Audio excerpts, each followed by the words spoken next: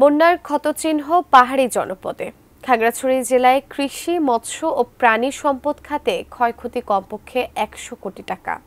খাগড়াছড়ির প্রতিনিধি আবু দাউদের তথ্য ছবিতে ডেস্ক রিপোর্ট।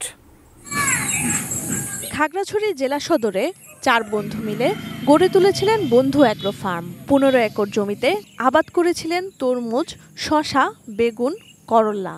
বন্যায় সবই বিনষ্ট। জেলা সদর, দীঘিনালা ও রামগড়ের আমন আউশ ক্ষেতগুলো যেন বিরান ভূমি। যতই দিন যাচ্ছে বন্যার ক্ষয়ক্ষতির চিত্র ভেসে উঠছে।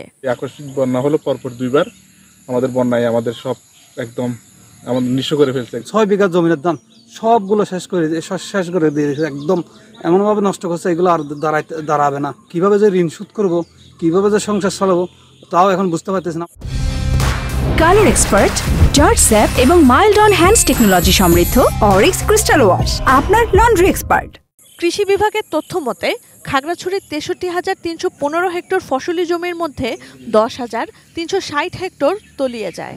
আরও ৩,০০০ হেক্টরের বেশি জমি ক্ষতিগ্রস্ত। টাকার অঙ্কে যার পরিমাণ প্রায় ৭০ কোটি টাকা।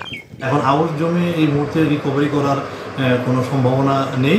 এজন্য আমরা কৃষকদেরকে আমাদের আগাম রবি শস্য, যেগুলি পেঁয়াজ, চীনাবাদাম, আমাদের সরিষা, ভুট্টা, এগুলি আমরা পুনর্বাসনের কর্মসূচি হাতে নিয়েছি। এছাড়াও খাগড়াছড়ির ৯ উপজেলাতেই ভেসে গেছে মৎস্য খামার, পুকুর ও বাঁধের মাছ। কেবল মৎস্য খাতেই ক্ষতি প্রায় ২০ কোটি টাকা। হাঁস মুরগির খামার তছনছ, মারা গেছে প্রচুর গরু ছাগল।